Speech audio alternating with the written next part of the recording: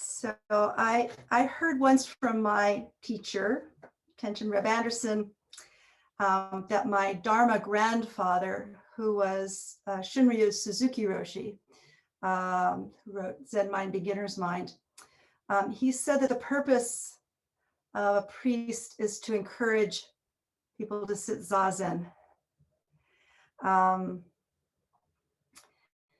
And we have just sat together for a little while in this practice we call zazen.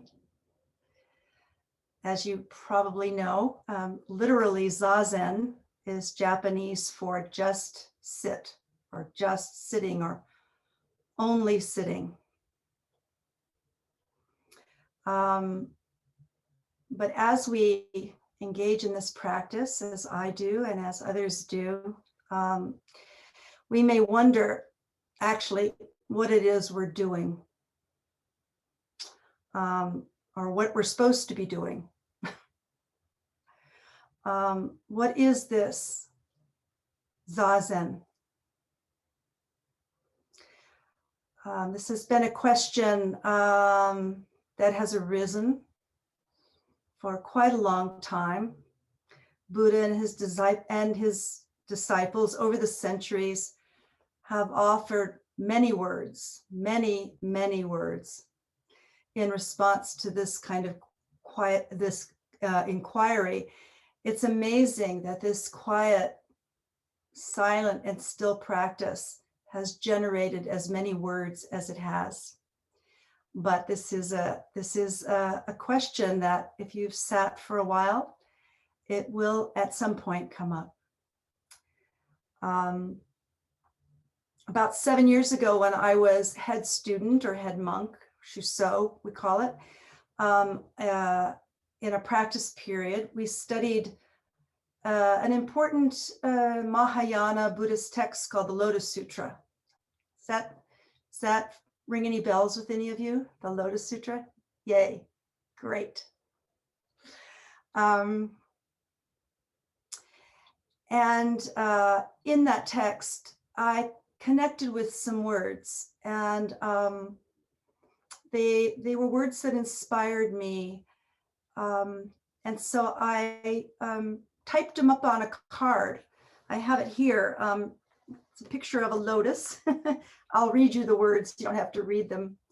But I typed the words up and I laminated it and put it on my altar. And it's been sitting there for 7 years. And these words are from chapter 10 of the Lotus Sutra. And this is a translation by Jean Reeves. So here they are.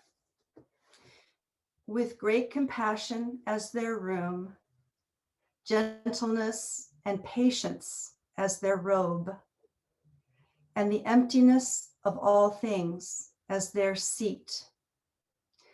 Doing this, they teach the Dharma.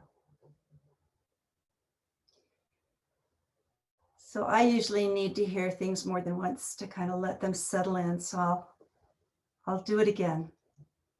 And then we'll look more closely at the words. With great compassion as their room, gentleness and patience as their robe, and the emptiness of all things as their seat. Doing this, they teach the Dharma. So this is from a chapter that's called Teachers of the Dharma. And you might say, if you don't consider yourself a teacher of the Dharma, what does this have to do with me?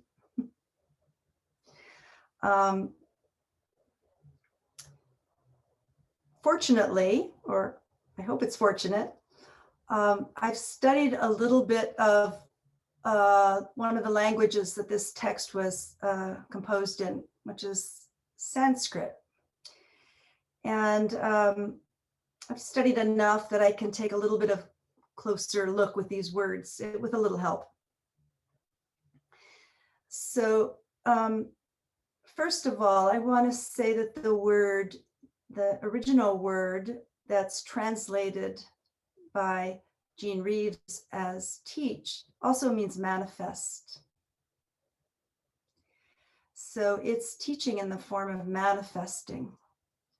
And it's not connected really with a fixed identity of someone who's a Zen teacher. And there's a koan in which it is said, there are no teachers of Zen. So this is manifest. In our Zen tradition, we've been taught, the teaching is that when we sit zazen, we're manifesting Buddha, we're manifesting Dharma, and we're manifesting Sangha. We're manifesting the triple treasure. And this teaching is actually quite deep. So let's look a little more closely at the words. I'm going to rather clumsily read you a few lines of Sanskrit so that then we can break it down. Maitri balam cha layanam shanti saratya chivaram shunyata chasanam mahyamatra stitva hi dashayat. And I thought it was worth reading them because some of those words, when I say them separately, you may already have encountered. So the first word, Maitri, is the first of the 4 Brahma Viharas, and it's usually translated friendliness. So the Brahma Viharas were very early teaching of the Buddha. And Maitri is, or in Pali, it's translated, or the word is metta. So a lot of people have heard of metta these days. This says we do metta practice. We send goodwill and loving kindness. It's one of the translations, to ourselves, to others, to people we don't like so much, to people we love. It's a very strong and beautiful practice, and it's a kind of an initiatory practice. So this is the first word, and Maitri Balam, Bala is power. It means power. So this kind of power of loving kindness is the loving kindness of a Buddha. So Maitri Balam refers to the loving kindness of a Buddha. So those of us who have practiced metta, worked on arousing metta and transmitting and trying to send it, may feel that our metta is maybe sometimes pretty frail. So you can imagine the kind of metta that a Buddha would be sending out. So this is Maitri Balam. Laya is means home, as in Himalaya, home of snows.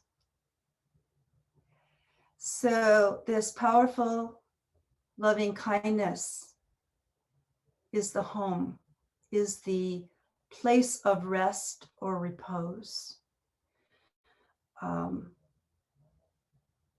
So that's the first part.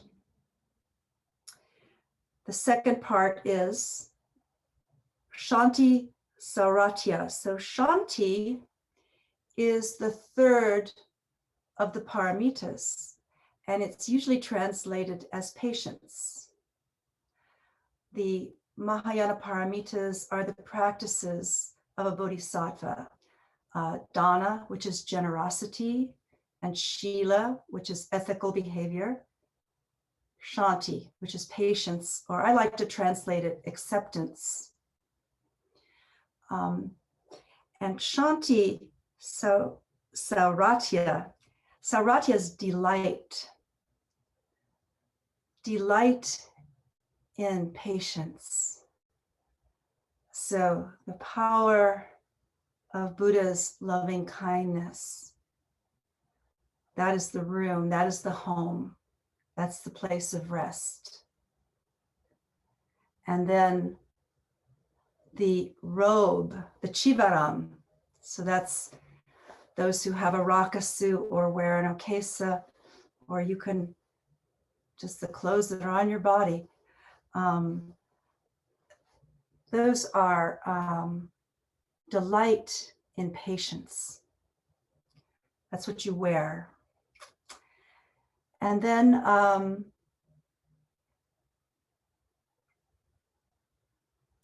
shunyata.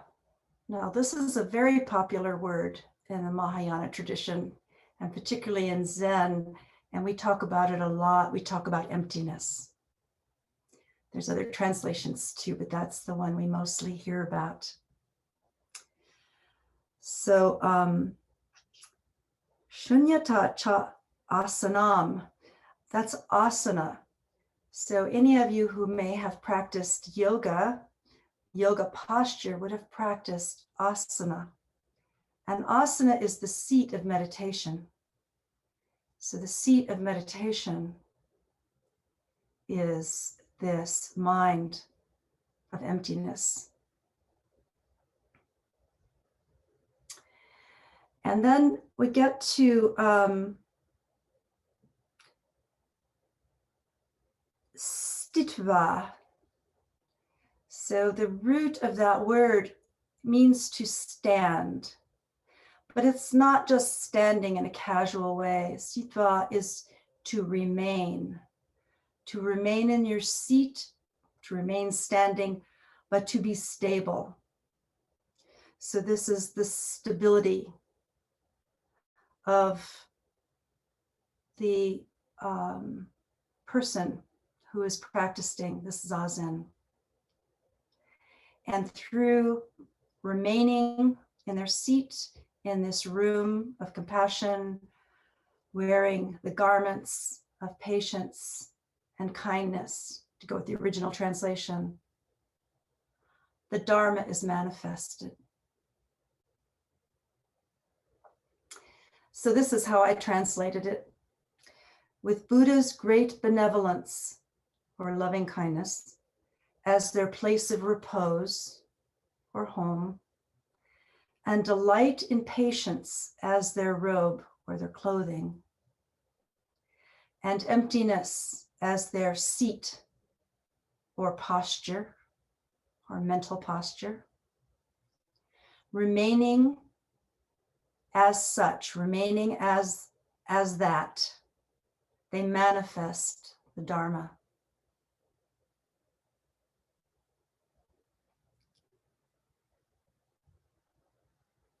So when we walk into the room, do we walk into the room to sit zazen? And this can be, of course, our room at home these days, but a zendo or anywhere that we sit. Are we coming to it in this spirit of benevolence, of loving kindness, of Buddha's loving kindness, of great friendliness? Are we coming to it to sit for and with all beings? I want to check the time. And then as we sit, are we actually staying in the room? That is, are we staying in the room that is our body, our seat, our surroundings, or have we gone into time traveling mode? Are we wandering into the past or the future? Are we planning dinner or the next thing we have to do? We're thinking about something that just happened. Are we actually able to be at repose, at rest in the room, on the seat? Are we present to the sounds? Are we present to sensations? Are we present to the breath, to our thoughts, and to our suffering?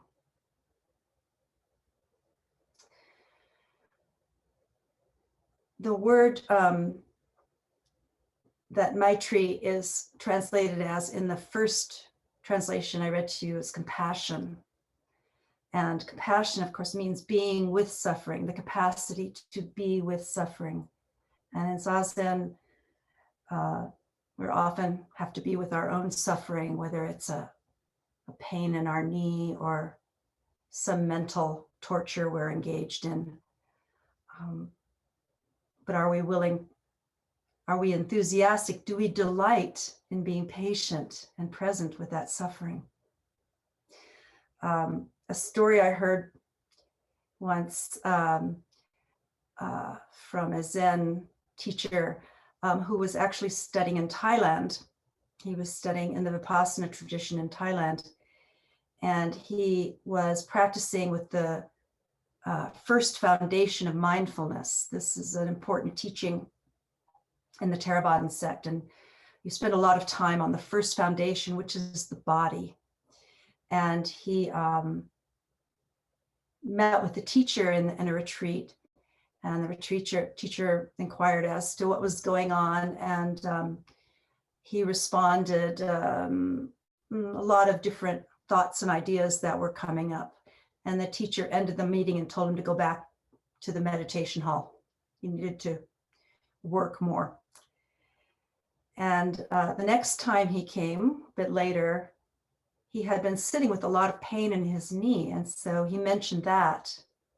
And the teacher said, okay, now you've got it. Now you've got it. You're on the right track now.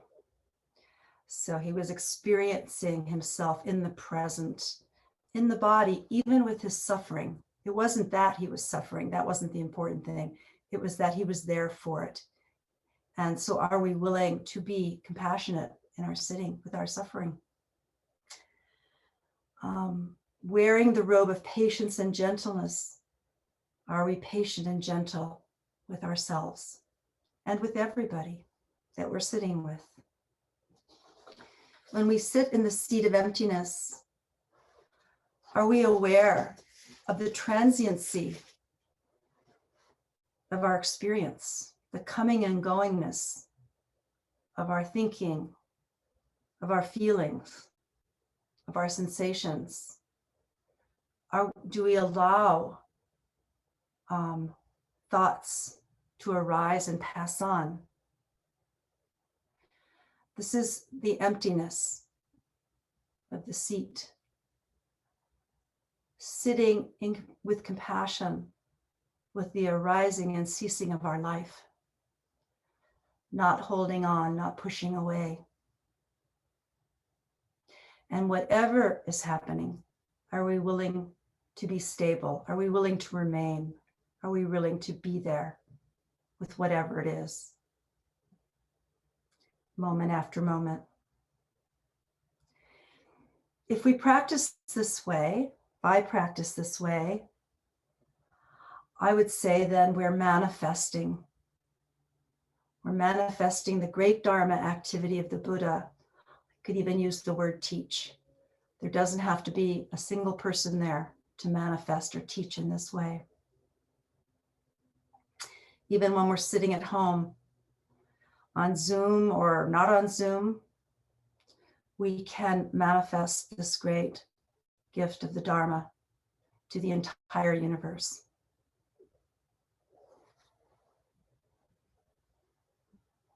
A little more time.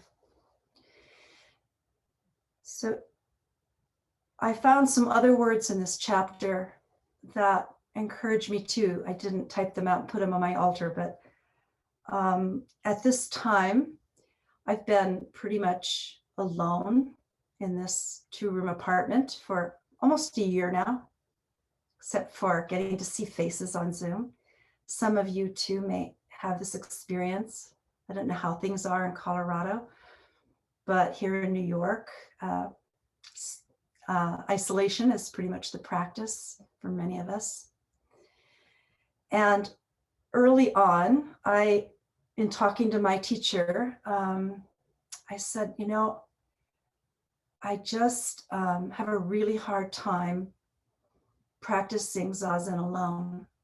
I really, you know, I know the teaching that we sit with everyone when we sit. But for me, I kind of really feel alone when I sit. I don't feel so alone when I see faces on my computer. So I tend to sit with people in that way. But I read these words in chapter 10 that were kind of inspiring to me in this practice of sitting seemingly by myself. And there are various words that are used in these verses. I'll read them to you, that such as reciting and chanting. For me, they're all practice. So there's zazen. So you can just think of sitting zazen, although I'll say the original words. So these are words that I found of encouragement for those of us who in particular feel that we are sometimes sitting alone. And this is the Buddha speaking. If one is staying alone, chanting this by himself or herself in an uninhabited place, in the forest or the mountains, I will manifest there. My shining body, and I will correct any errors in the recitation. When one stays alone, living in the forest, I shall send devas and yakshas in great numbers to be their companions. They who teach the fourfold assembly, that's monks, nuns, laymen and women. They who teach the fourfold assembly will have such qualities as these.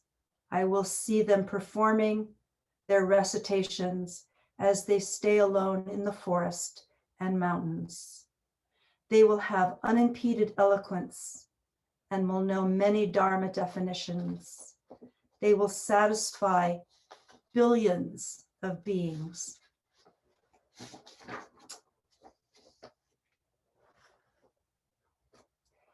And through, the last line, through the blessing of Buddha, they will satisfy billions of beings through the blessing of Buddha.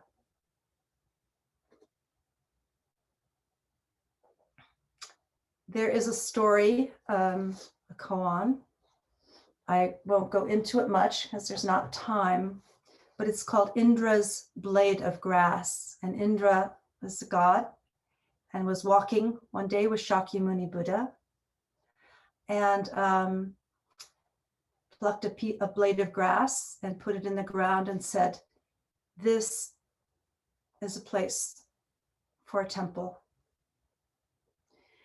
So again, in this chapter, I read something that connected to that for me, and how not only are we Buddha, Dharma, and Sangha as we sit, we are a whole temple.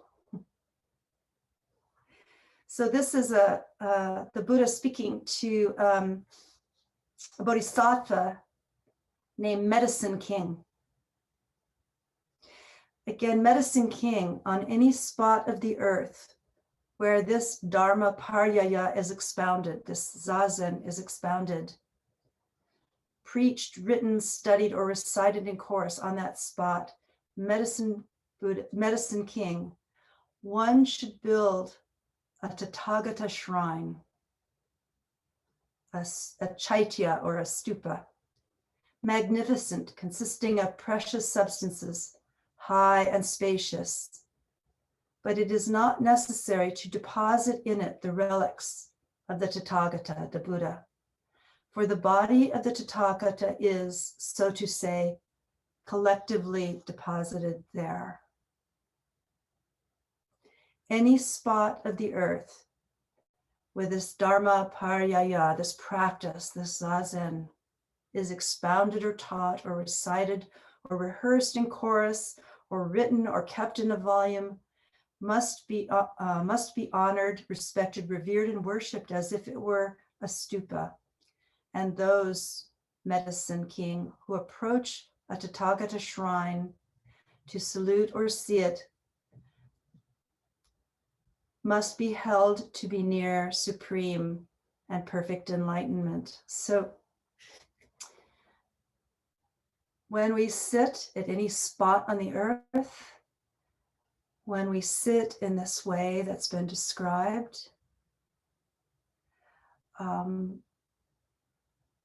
we are a temple, and we don't have just relics. We are the repository from everywhere of the Buddha. This is what the text is saying anyway. So I hope that offers some inspiration for sitting. It's kind of inspiring me right now.